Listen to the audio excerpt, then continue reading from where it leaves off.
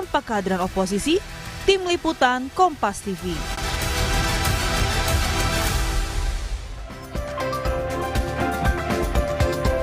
Saudara, usai menerima amnesti dari Presiden Prabowo kepada mantan Sekjen PDIP Hasto Kristianto, Ketua Umum PDIP Megawati Soekarno Putri bilang partainya tidak dalam berada posisi atau koalisi.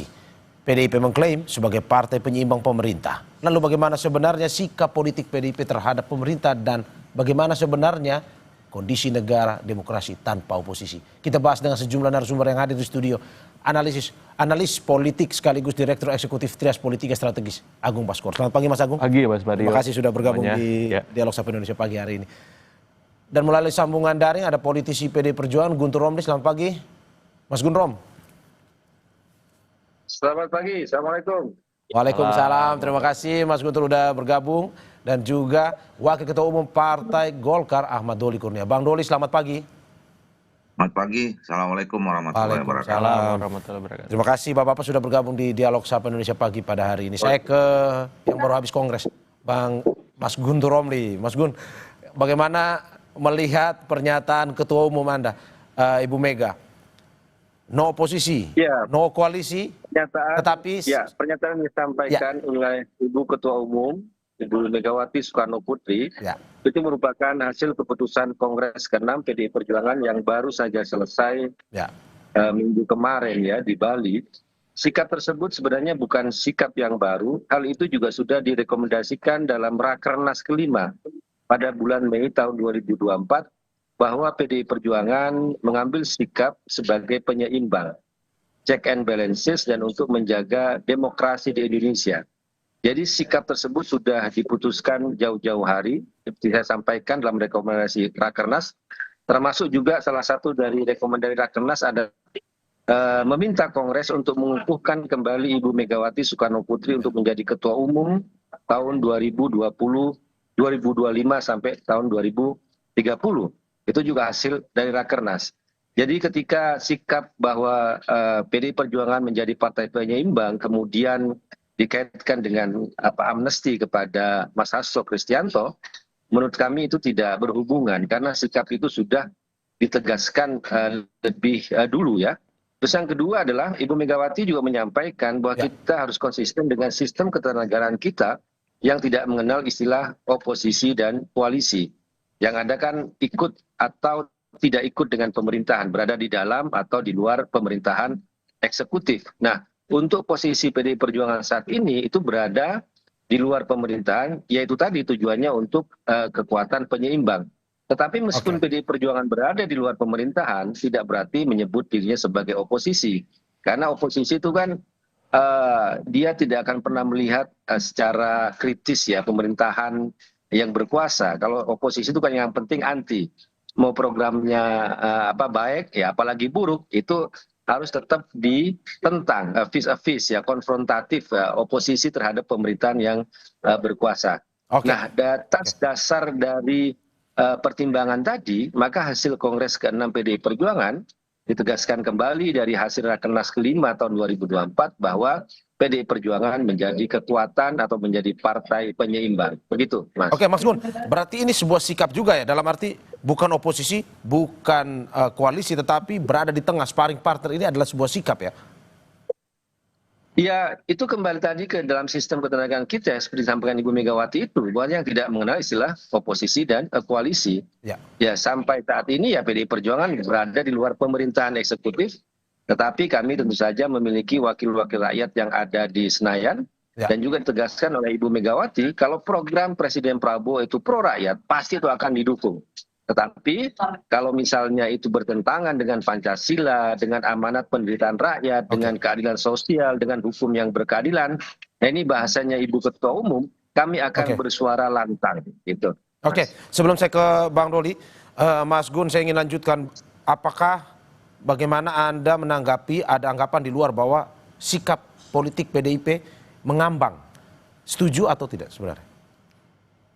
Bagaimana Mas? Sikap, ada anggapan di luar, sikap politik PDIP saat ini mengambang. Setuju dengan? Mengambang, disebut dengan abu-abu. Sebenarnya tidak.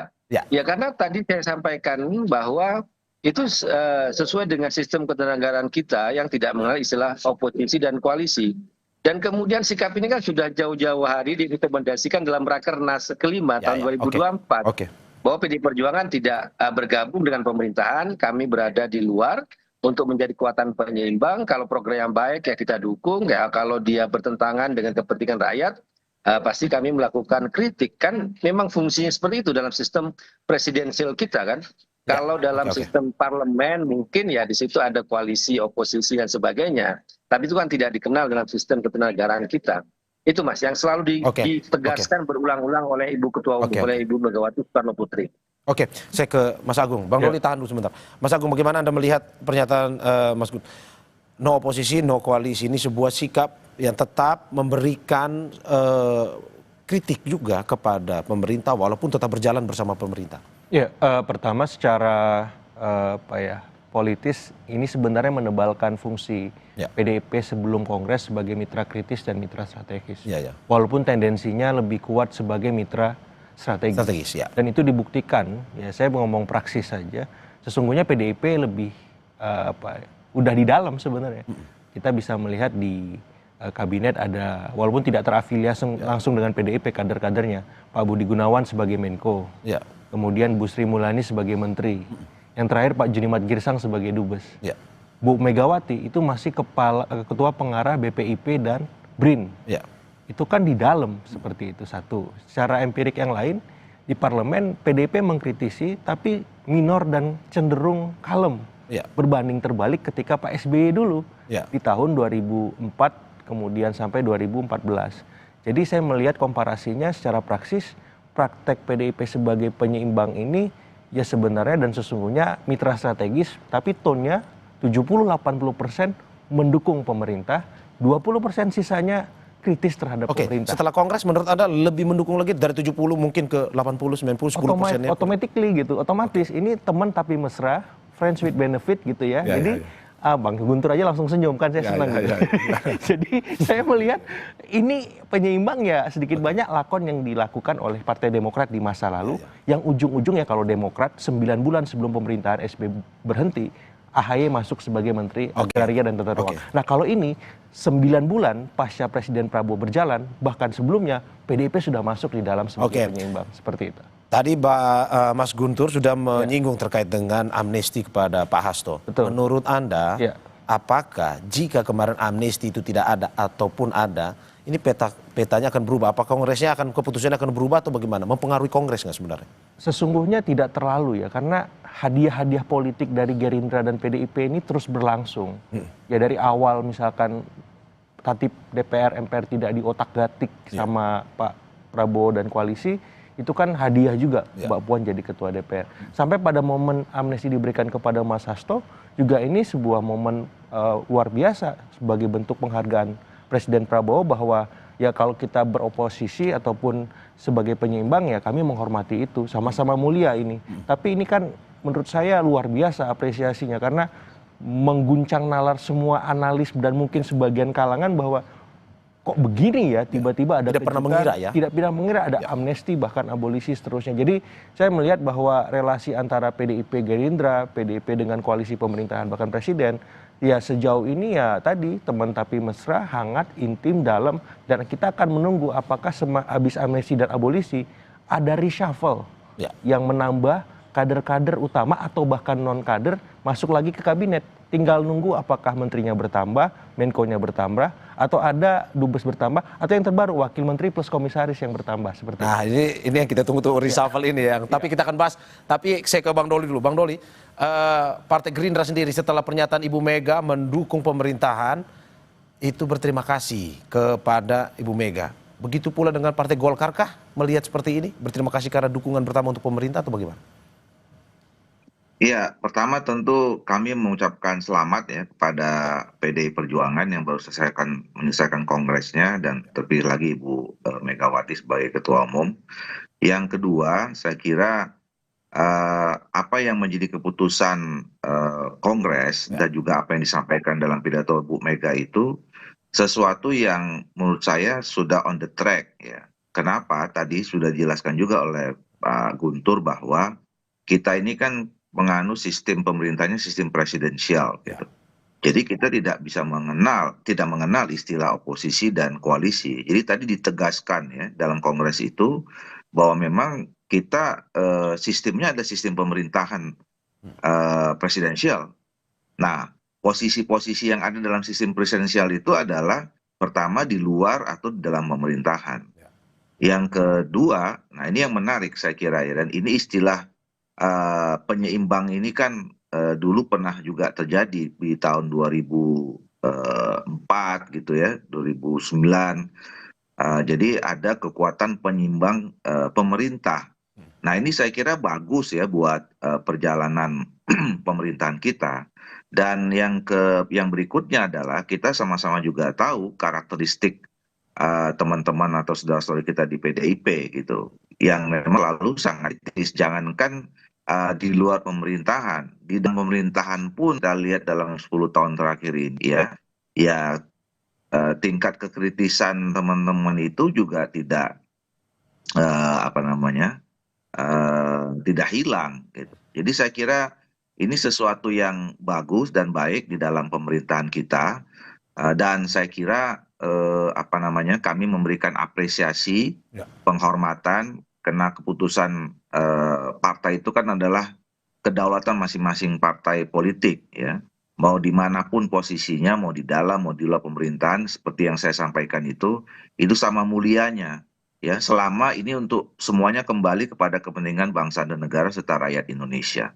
Oke, Bang Doli, tapi bagaimana kita memaknai sebagai partai koalisi misalkan?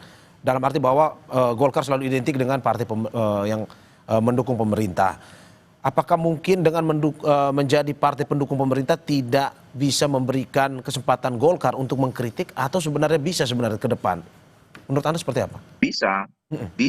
Nah, jadi kalau tadi ditanya soal sikap Partai Golkar, tentu kami tadi ya mengapresiasi. Yang kedua ya tentu kita selalu ingin menjadi mitra yang baik ya.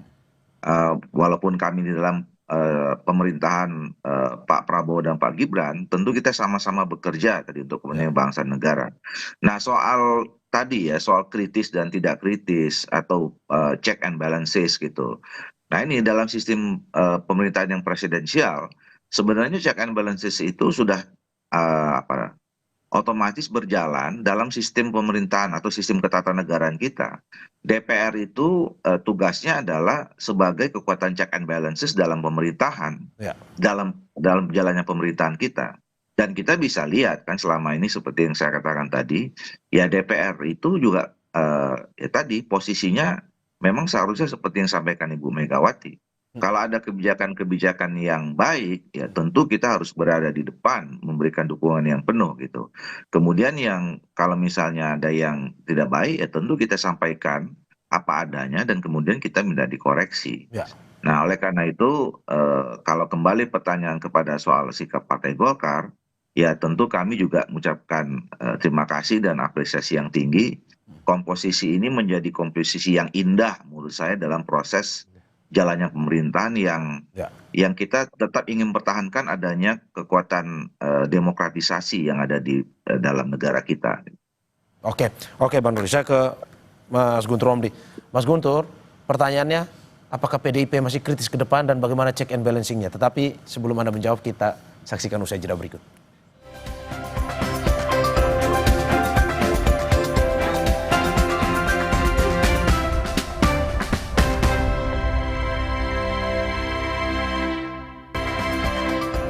Terima kasih masih di Sapa Indonesia Pagi bersama saya Mario Saron dan sejumlah narasumber saya. Ada analis politik sekaligus Direktur Eksekutif Trias Politika Strategis Agung Baskoro, melalui sambungan daring politisi PD Perjuangan Guntur Romli dan Wakil Ketua Umum Partai Golkar Ahmad Doni Kurnia. Saya ke Mas Guntur.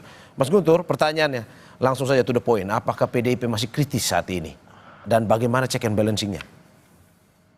Oh iya, tentu saja. Kalau program-program yang disampaikan oleh Ibu Megawati tadi, kalau programnya Presiden Prabowo itu bertentangan dengan amanat pendirian rakyat, dengan Pancasila, dengan keadilan sosial, dengan hukum yang berkeadilan, menurut disampaikan oleh Ibu Megawati bahwa kami akan bersuara lantang.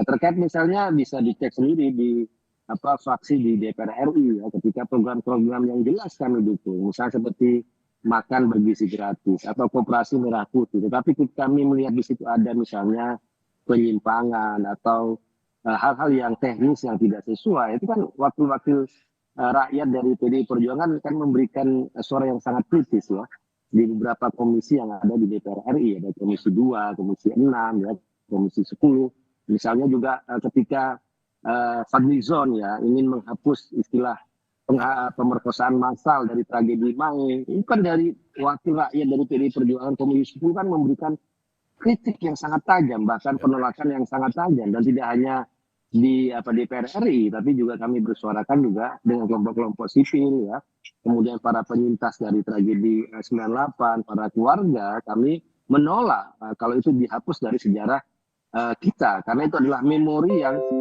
harus selalu diwariskan kepada generasi mendatang agar hal yang kelam itu jangan terulang kembali.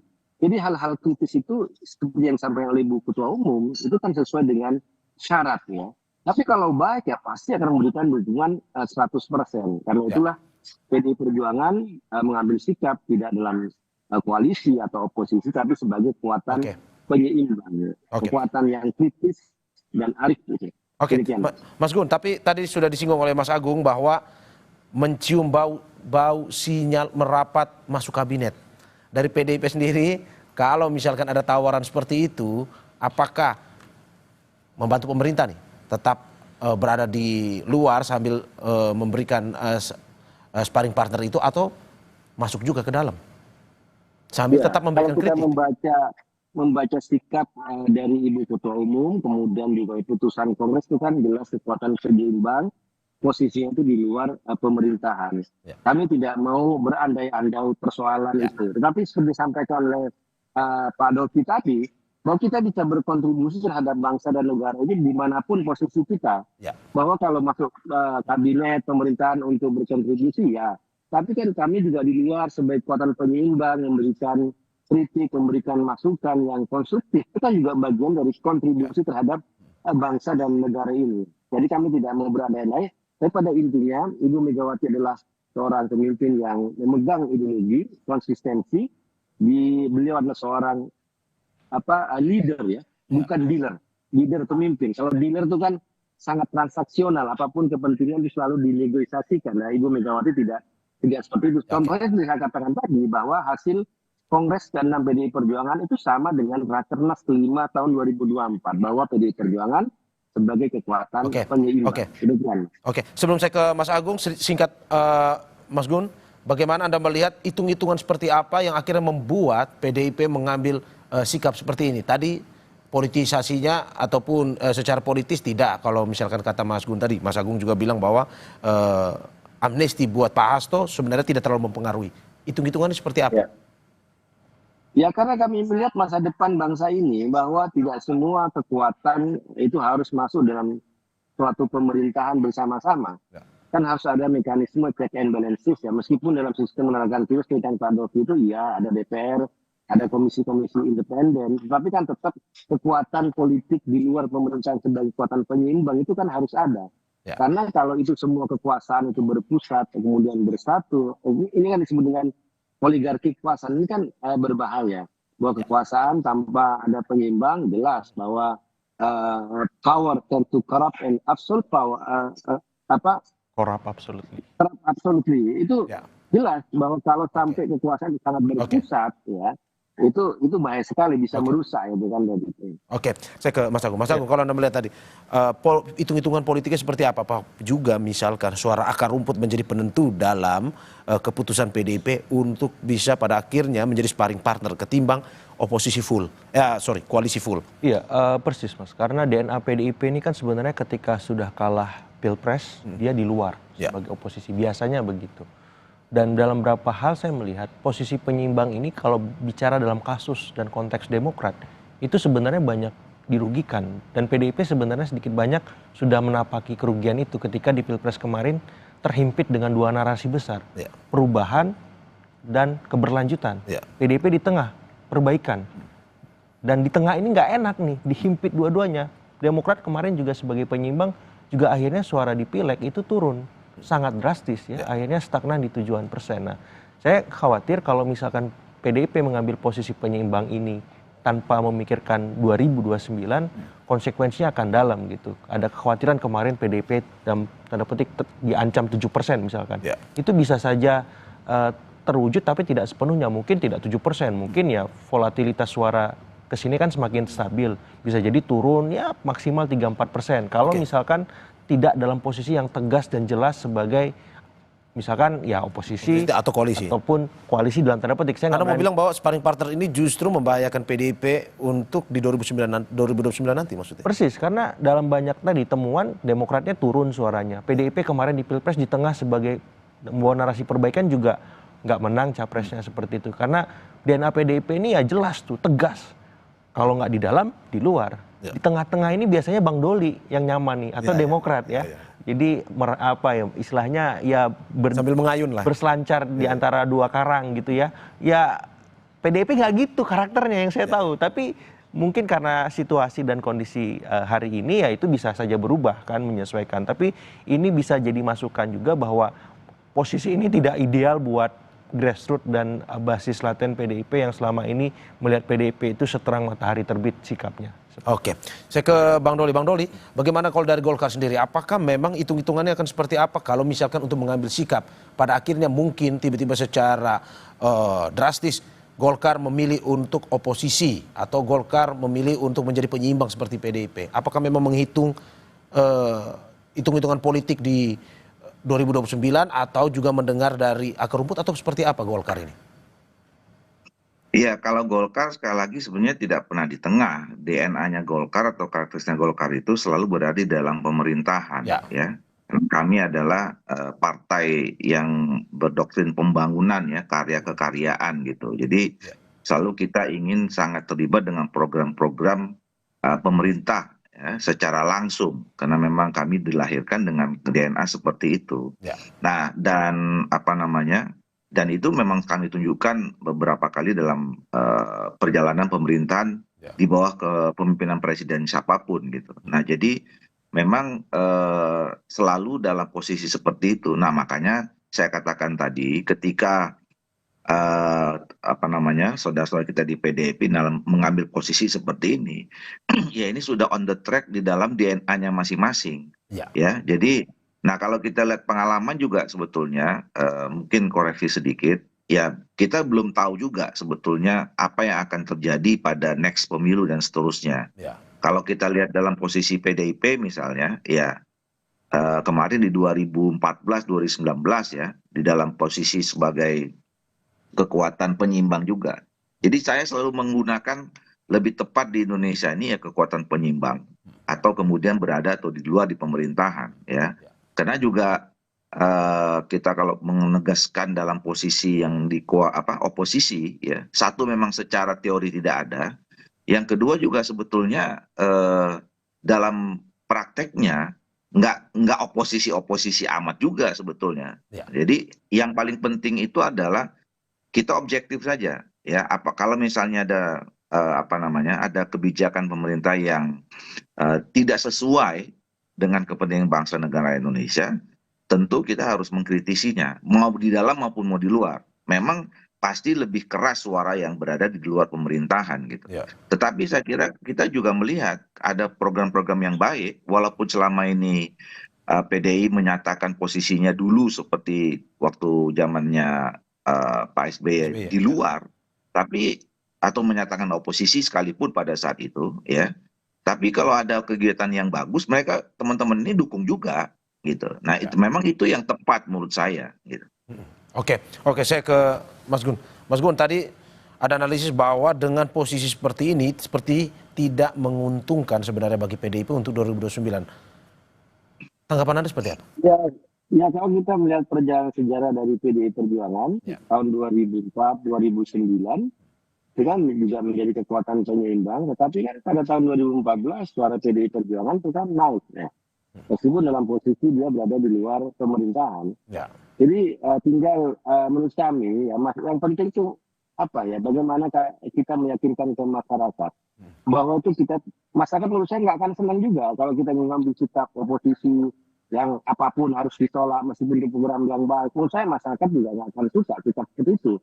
Makanya bagi kami yang penting itu apa dasar dari mendukung atau menolak suatu program. Ya kalau ditegaskan dari Ibu Ketua Umum kan jelas. Kalau dia bertentangan dengan Pancasila, dengan keadilan sosial, dengan hukum yang berkeadilan, dengan amanat pendirian rakyat, itu pasti kami bersuara lantang. Tapi kalau programnya bagus, programnya baik, ya apa alasan juga untuk menentang? Ya kita kan juga harus mendukung. Dan menurut saya ini Mas ya, sedikit perbedaan. Seperti disampaikan Mas Agung tadi, sikap PDI Perjuangan zamannya SBY kemudian zamannya Pak Prabowo. Ini menurut saya mungkin ya, kalau saya ngerasa Pak Prabowo ini kan istilahnya melanjutkan apa program-program yang sudah dikerjakan oleh Presiden Joko Widodo, ya kan? Nah, dan program-programnya Jokowi zaman itu kan PDI Perjuangan ikut merumuskan gitu loh. Jadi ketika cuma masalahnya kadang-kadang yang sering terjadi itu kalau hal-hal yang baik itu diambil oleh Jokowi, tapi kalau ada yang negatif itu dilemparkan ke PDI Perjuangan. Itu kan yang nggak fairnya kalau kita melihat. Nah, kita lihat sekarang Mas, program-program apa yang dijalankan oleh Presiden Prabowo itu kan melanjutkan dari hal-hal yang sebelumnya. Maka ya kami juga masih ada ikatan emosional dengan program-program yang juga kami ikut menyusun selama 10 tahun ini gitu ya. Masa hanya karena misalnya Jokowi sudah tidak menjadi kader PDI Perjuangan, kemudian kita tolak program-program yang kami juga dulu ikut menyusun. Nah itu yang menurut kami juga menjadi dasar kenapa ada perbedaan sikap ya antara misalnya zamannya Presiden SBY dengan Presiden Prabowo. Menurut kami juga ada ikatan emosional dengan beberapa program, termasuk tentu saja hubungan baik antara Ibu Megawati Soekarno Putri dengan Presiden Prabowo Subianto yang nggak pernah ada persoalan. Ini yang membuat sedikit berbeda lah cara bagaimana aksinya yang ada di lapangan. Tapi jelas bahwa sebagai kekuatan penyeimbang itu sudah kami tegaskan sejak lebih dari setahun yang lalu, dari Mei tahun 2024, dan itu tidak ada hubungan dengan masalah amnesti, dengan transaksi politik, dengan apapun.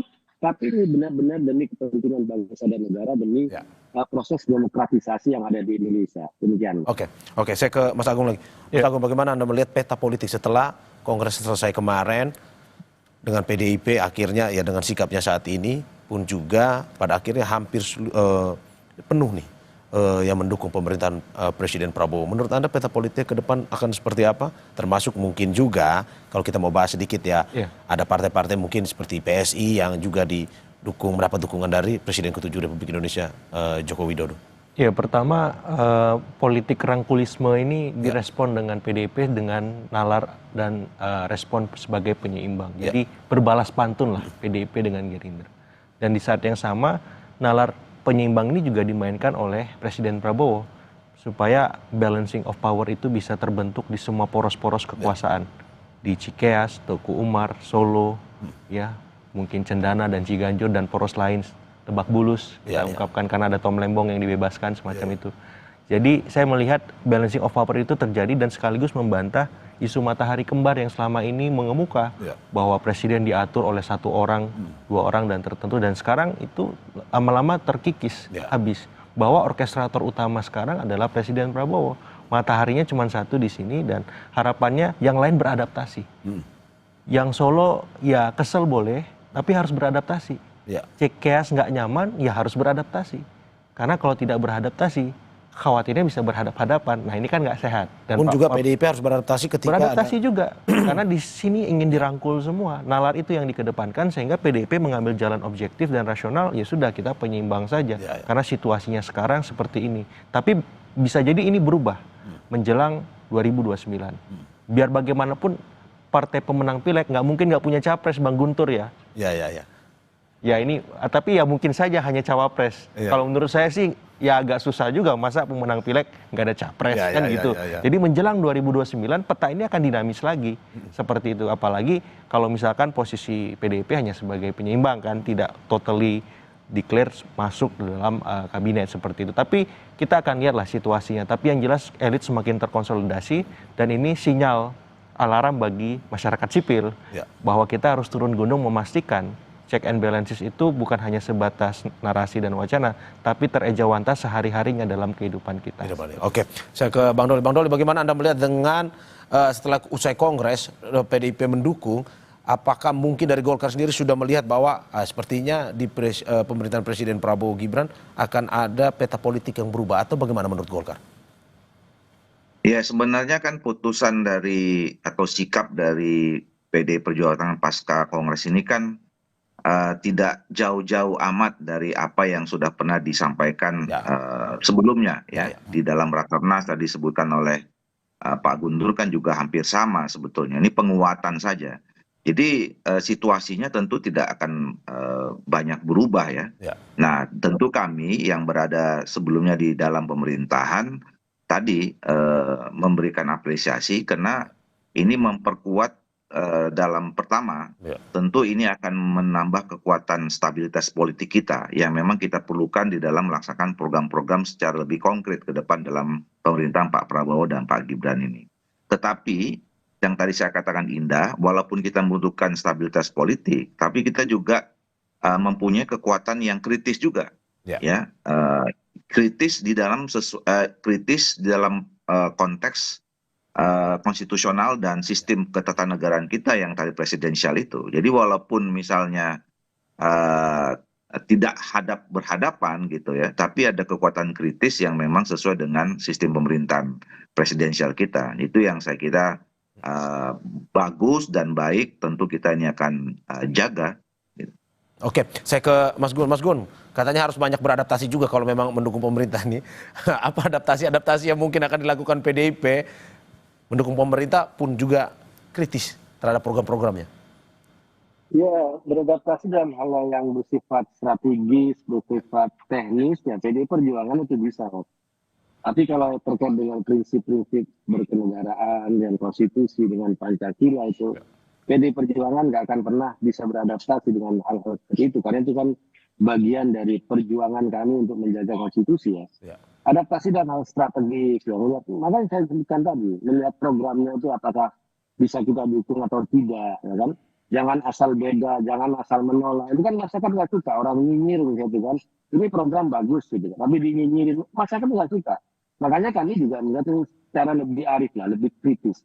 Mana sih yang perlu kami dukung, tapi mana yang harus kita kritisi bersama-sama. Nah di situ PDI Perjuangan ingin memainkan posisi strategis tersebut ya.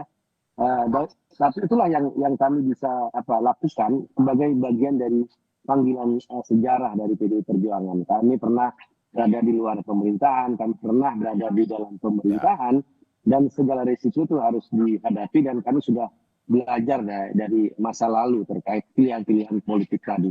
Oke, berarti Mas Gun, berarti tidak terlalu jauh berbeda ya sebenarnya dengan pemerintahan Pak SBY waktu itu ya. Maksudnya dalam arti tetap ada check and balancing-nya, tetap jalan walaupun berada di luar waktu itu. Sebenarnya berbeda, karena kami sampai sekarang masih di luar. Ya mungkin dari gayanya saja yang berbeda, seperti disampaikan tadi bahwa ada hal yang sangat ikatan emosional dengan beberapa program, dengan pribadinya Presiden Prabowo Subianto dengan Ibu Ketua Umum, itu yang membuat mungkin gayanya saja yang berbeda. Tapi pilihan kami di luar pemerintahan itu sama, Mas. Tetap menjadi kekuatan penyeimbang begitu. Oke, Mas Agung, bagaimana Anda melihat ini, bahwa apakah memang untuk menjadi penyeimbang ini hanya PDIP yang bisa, sedangkan partai lain mungkin ya kesusahan juga kalau menjadi penyeimbang itu, atau sebenarnya partai lain juga mungkin punya kesempatan yang sama, kemampuan yang sama untuk bisa menjadi penyeimbang seperti PDIP? Ya politik etisnya, karena partai-partai yang masuk ke dalam kabinet ini sudah banyak dapat jatah, Mas. Ya, dan mereka ada di posisi di mana kebijakan itu dibuat. Jadi kalau mereka mau berselancar untuk ya tadi ya memilih sebagai penyeimbang dalam artian mengkritisi juga di program yang mereka buat sebagai misalkan menteri, wakil menteri dan seterusnya, agak ambigu seperti itu. Tapi kalau mungkin di luar program yang mereka buat, partai lain yang membuat bisa saja dikritisi seperti itu. Karena ya ini kan hal wajar supaya program itu semakin baik dan sempurna. Dan dalam posisi ini ya PDIP lebih diuntungkan. Karena dia bisa bermain di area manapun, arena manapun. Di eksekutif ya dapat jatah, tapi juga bisa mengkritik.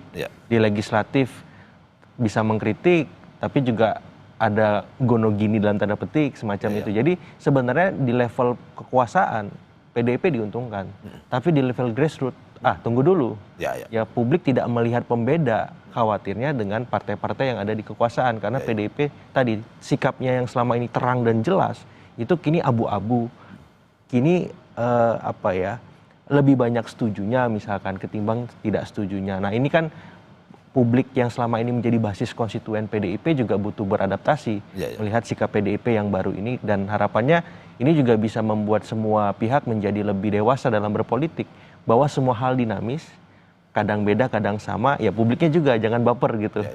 Sehingga apa, demokrasi kita semakin berkualitas. Oke. Seperti itu. Bang Doli, terakhir, apa sama-sama partai senior, apa mungkin yang Anda bisa sampaikan terkait dengan PDIP ini ketika ingin bergabung, apa yang perlu dilakukan? Tetaplah kritis, tetaplah memberikan apa ya, kritik-kritik yang membangun bagi pemerintah, atau bagaimana sebenarnya ketika PDIP sudah memberikan pernyataan bahwa tetap mendukung pemerintahan Prabowo? Ya tentu semua partai politik harus dalam posisi yang sama ya. Sebagai partai politik ya, bahwa kalau ada kebijakan pemerintah yang baik gitu ya, kita akan dukung bukan hanya 100%, 1000% gitu. Tetapi kalau sudah ada program-program atau visi yang sudah menyimpang dari dari kepentingan bangsa, negara dan rakyat kita, ya tentu kita sama-sama mengkritisinya gitu. Nah ini yang saya kira posisi sama bukan hanya PDI dan Golkar, tetapi juga sama partai-partai politik yang lain. Dan jangan lupa saya kira bahwa rakyat kita semakin hari semakin cerdas, semakin melek politik gitu ya. Jadi kalau kita salah-salah menangkap aspirasi dan kepentingan rakyat, tentu partai politik atau kita sendiri yang akan mengalami kerugian, kira-kira begitu.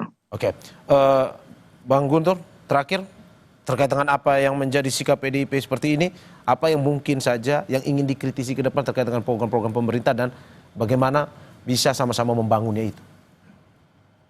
Ya, kalau kami kan tetap ingin menjaga proses demokratisasi, check and balances di Indonesia ini agar kekuasaan itu kan tidak terpusat kepada suatu partai atau suatu sistem saja. Ini bisa menjadi alarm yang berbahaya ya, bagi masa depan kalau hilangnya check and balances. Makanya PDI Perjuangan mengambil sikap itu, ya, karena juga sesuai dengan sistem kenegaraan kita. Dan itu juga bisa disebut dengan oposisi. Kami sebagai kekuatan penyeimbang, kalau program itu baik, ya kami dukung. Kalau program itu bermasalah, tentu kami akan memberikan masukan dan kritik-kritik yang juga tajam. Ya contohnya misalnya tentang RUU Pilkada ya. Tahun lalu yang kami juga ikut memberikan penolakan dan kritik yang sangat tajam, dan itu juga didengar, kemudian digagalkan. Itu kan salah satu contoh bagaimana kami mengambil sikap yang tegas. Atau kami juga memberikan koreksi-koreksi terhadap kebijakan-kebijakan pemerintah. Jadi kami benar-benar ingin melihat sikap politik ini berdasarkan pertimbangan-pertimbangan yang kami bangun dari logika-logika dan juga data-data yang valid. Jadi bukan asal beda, asal mendukung, tapi benar-benar berdasarkan kepentingan rakyat di atas segala-galanya. Begitu, Mas. Oke, terima kasih politisi PD Perjuangan Guntur Romli atas apa yang disampaikan. Sebelumnya ada Wakil Ketua Umum Partai Golkar Ahmad Doli Kurnia dan juga Direktur Eksekutif Trias Politika Strategis Agung Baskoro. Terima kasih Bapak-Bapak apa yang disampaikan, semoga bisa memberikan masukan kepada negara. Yang penting sama-sama membangun negara ini. Terima kasih sekali lagi, sehat-sehat selalu.